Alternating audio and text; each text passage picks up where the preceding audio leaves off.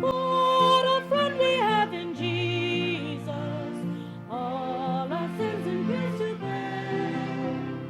What a privilege to carry everything to God in prayer. Oh, what peace we often forfeit. Oh, what needless pain we bear. Oh, because we do not carry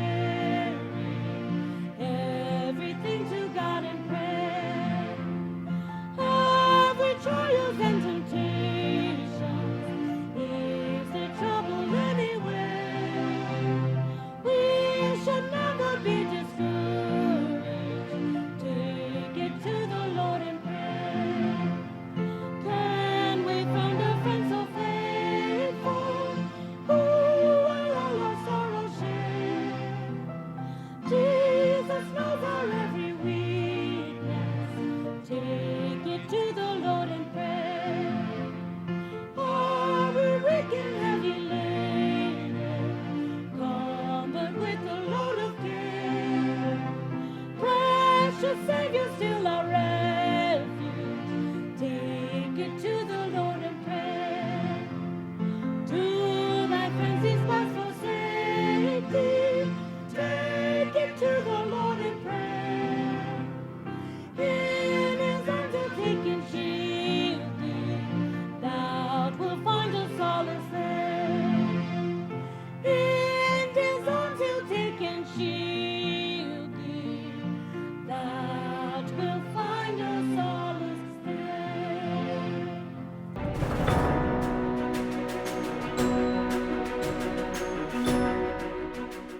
Well, tonight we're going to be talking from Psalms 55.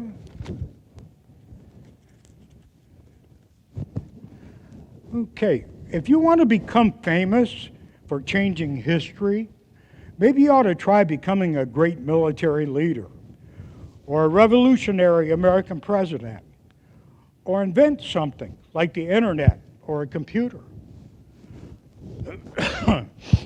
But if you really want to be infamous for changing history, build a friendship with every influential person and then stab them in the back and betray them. Think Julius Caesar and Marcus Brutus. Think George Washington and Benedict Arnold. Think Jesus Christ and Judas Iscariot. There's no hurt like the betrayal of a friend, because someone you loved or completely trusted.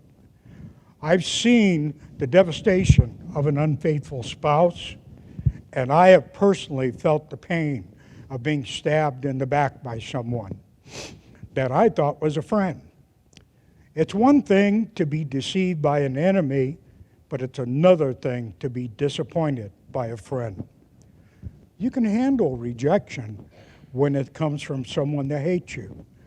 But to be betrayed by someone who you thought loved you is totally different.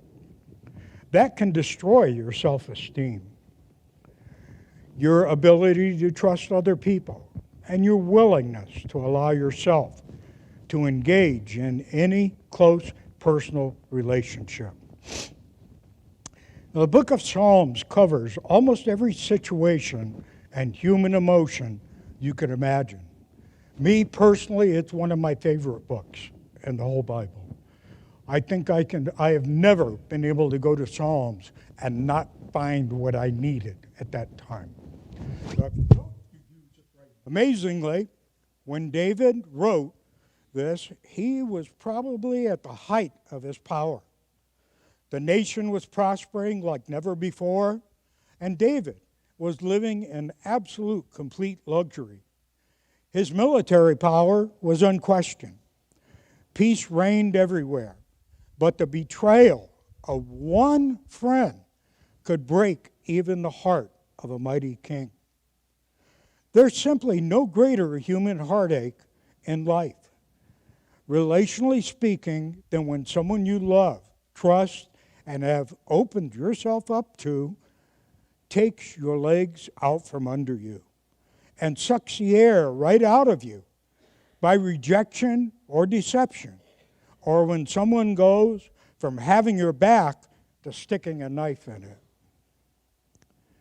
I know this all sounds kind of harsh, I mean, for the end of the year, but what I've wanted to do was close out this year with the things we should be looking at not to do next year. So that's kind of the direction that we're headed in. So if you are one of those that are swimming in a hurt of heartache that maybe came from your parents, your children, your spouse, or your best friend at one time, and don't think or believe you can ever get over it, and get through it, it takes the steps David lays out in this sad but strong song. So number one, the first thing David says to do is take your hurt to God. In Psalms 55, verses 1 and 2, he tells us, "Give ear to my prayer, O God, and do not thyself from my supplication. Attend unto me and hear me.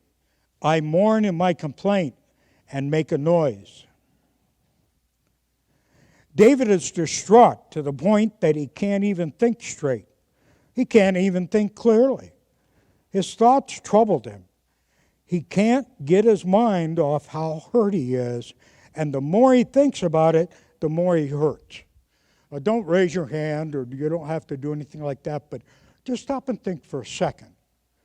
Have you been in that position at some point in your life where someone you thought that you could trust through thick and thin, no matter what, has turned around and betrayed that trust for money, for love, for other friendship, for whatever the reason, for maybe a different job?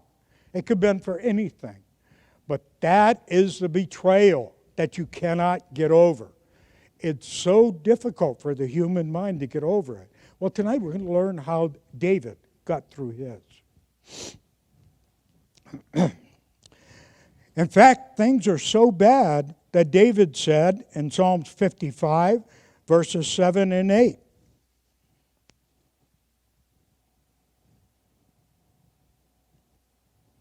Where is he? There he is.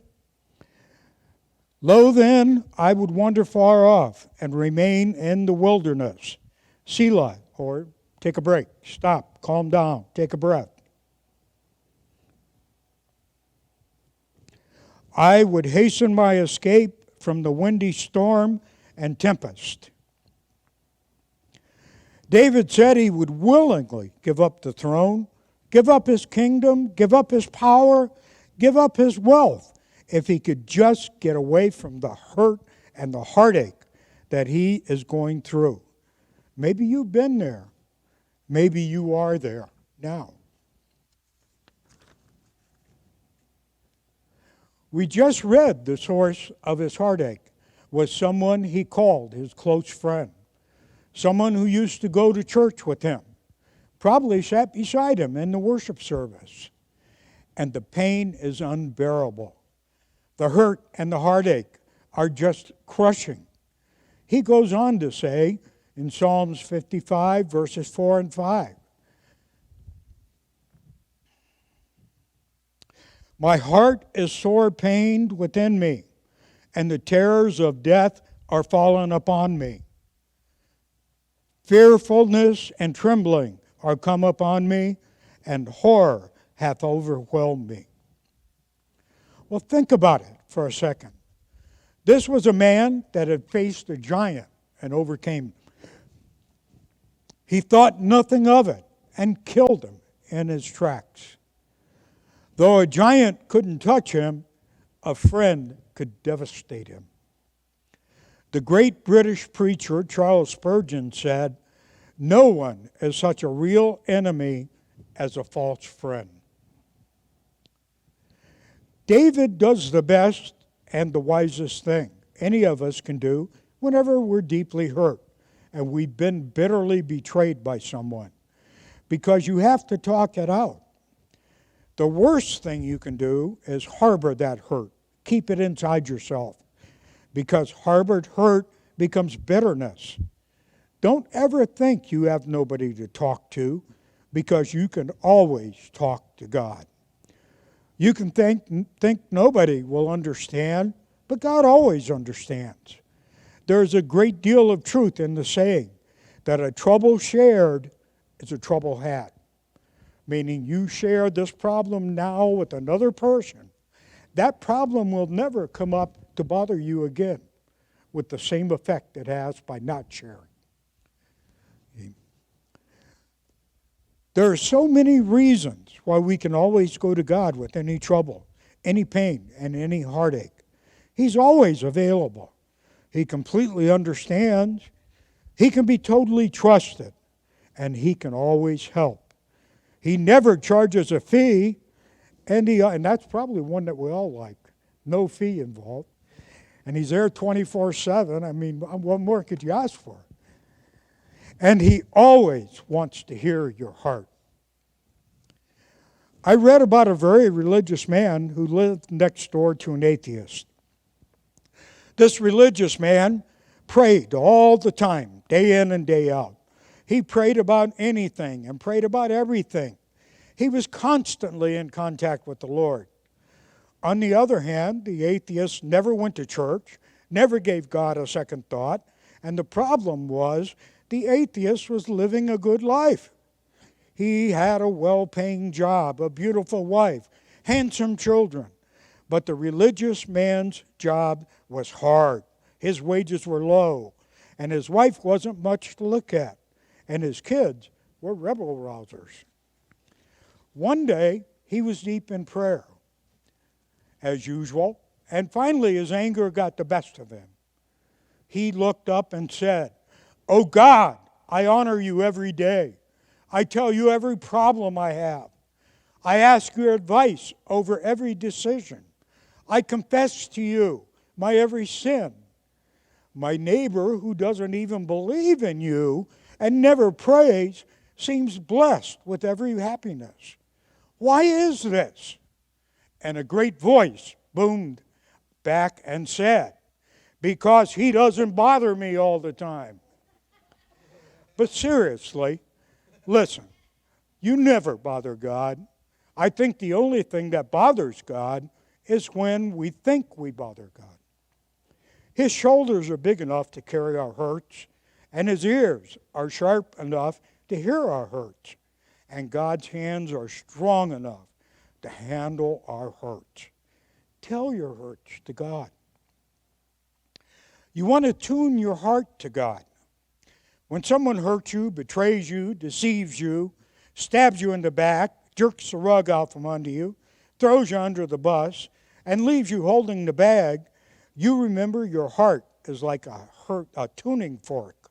And if you allow your heart to be tuned to and tuned by the person that hurt you and the hurt they did to you, then betrayal will become your bitterness. At that point, you can choose to tune your heart into the person that hurt you or the God who loves you.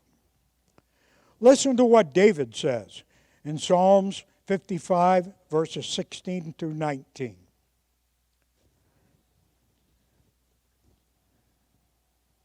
"As for me, I will call upon God, and the Lord shall save me. Evening and morning and at noon will I pray and cry aloud, and shall hear my voice." And that's a nice way of saying 24/7. He's constantly asking. "He hath delivered my soul in peace from the battle that was against me, for there were many with me. God shall hear and afflict them, and even he that abideth of old, because they have no changes. Therefore they fear not God." David believes God is a Savior. He believes God is a listener. He believes God is a rescuer. And he believes God is a ruler, our ruler, that we still have today. Now, if God is a Savior, that means He can save you from anything that anyone does to you. If He's a listener, He can always have someone to talk to. If He's a rescuer, He can always overcome any negative consequence that may happen to you.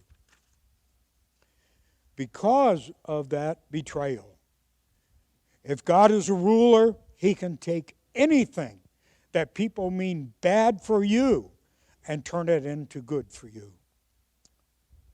David said in verse 17 that in the morning he cried out to God.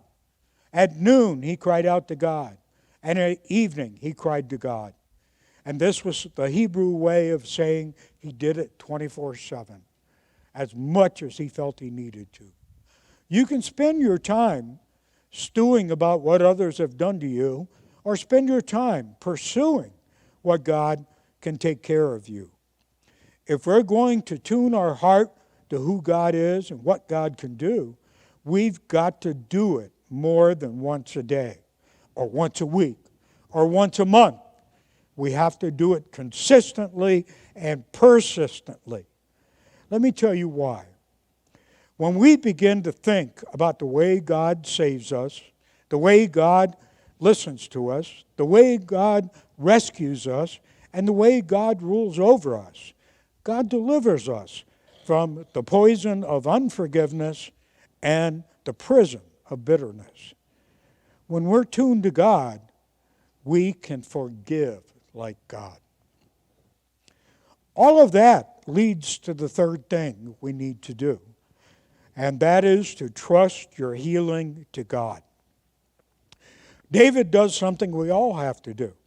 If we're going to come to grips with the hurt and heartache that someone near or dear to us has done, so often what David does is the opposite of what we tend to do. You know, if someone hurts us or betrays us, too often we'll follow them on Facebook or look through their Instagram, or we'll read about them on Twitter to see if they're happy and if they've been affected by what they have done to us. We almost get obsessed with hoping they're hurting like we are. Instead, what we need to do is look at them through the lens of God's eye and realize God has revealed to us just what kind of a person they are. Listen to what David says in these verses. In the Psalms 55, verses 20 and 21. He hath put forth his hands against such as be at peace with him. He hath broken his covenant. The words of his mouth were smoother than butter, but war was in his heart.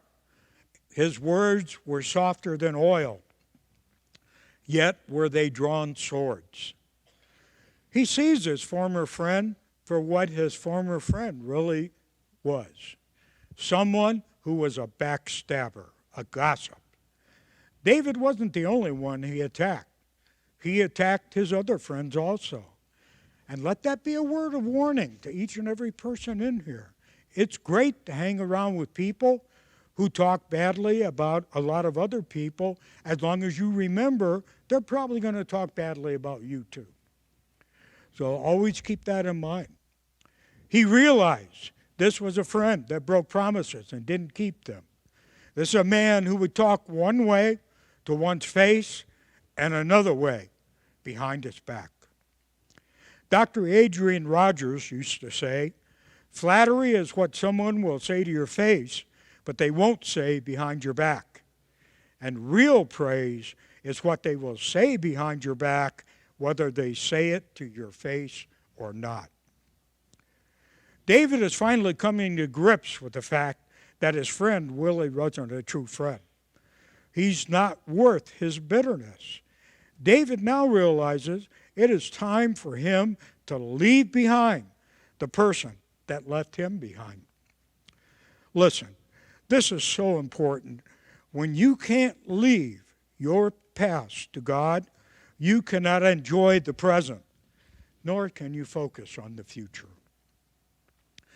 You may think you can never get over the mountain of your hurt. You may think you will never get through the storm of your heartache. But you can if you will simply say these words to God in Psalms 55, verse 23. But thou, O God, shall bring them down unto the pit of destruction. Bloody and deceitful men shall not live out half their days, but I will trust in you. So you can take every trust, you can take every hurt and every person that has ever hurt you, and you can trust God to heal that hurt and deal with that person. It's the only way you'll ever be free from that prison of your bitterness. Now, there's one last thing that you need to do, and that is to tie your hope to God. I understand betrayal feels like death, and in one sense it is, because the relationship may be totally over. But it doesn't mean that your life is over. There should come a time where you cut the cord that you had tied to the relationship that didn't last, so you can tie your hope to a relationship that will never end. This is why David said in verse 22, "Cast thy burden upon the Lord, and he shall sustain thee. He shall never suffer the righteous to be moved." People will fail you. God never will. When you've been knocked flat on your back by a blow you never saw coming from someone you never thought would ever deliver it, remember, you can stand up. David said, "Cast your cares on the Lord, and he will sustain you." Now it's natural to think you will never be able to get up again. Not only can you stand up, but you can stay up. David goes on to say, "He will never let the righteous be shaken." Because of the love of God and the hope we have in him, you may be temporarily down, but you are never permanently out. Hurt is the hallway to hope in the end. God can turn the sadness of betrayal into a song of blessing. Now, I'm going to give everybody in here tonight an assignment. And this is not something you have to turn in. Well, you do, but not to me. I ask that tonight, when each and every one of you go home, that you write a letter, short letter, long letter, medium letter, bullet point outline, couple of words, something that expresses the things that have hurt you in your life and what it is you want to do to get rid of those things. And then take that letter and give it to the person who can do something about it, to God. Give it to God and let him work on those things for you. End your year with things that are hurtful in the past, and let's start the new year as a new year.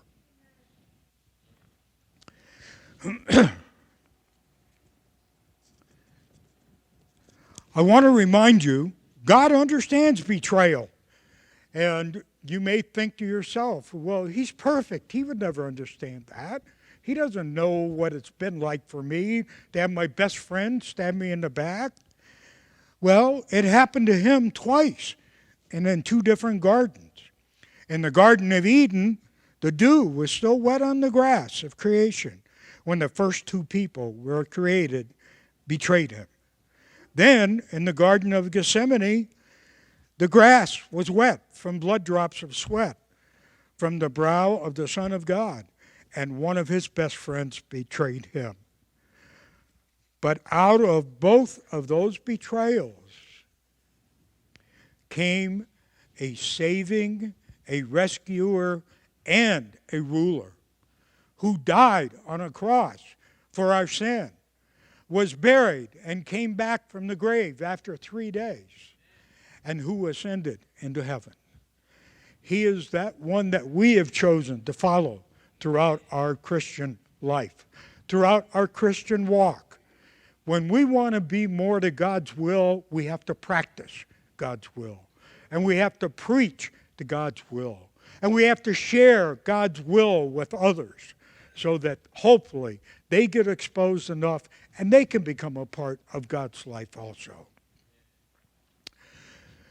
So tonight, I'm asking each and every one of you, take any betrayal that you get and turn it into a blessing. How do you do that? Turn it over to God. Let God handle the betrayals. Let God handle the anger and the upset feelings and the hurt feelings. God will do that. That He loves to do that for us. And all we have to do is ask for His help. That's the beauty of it.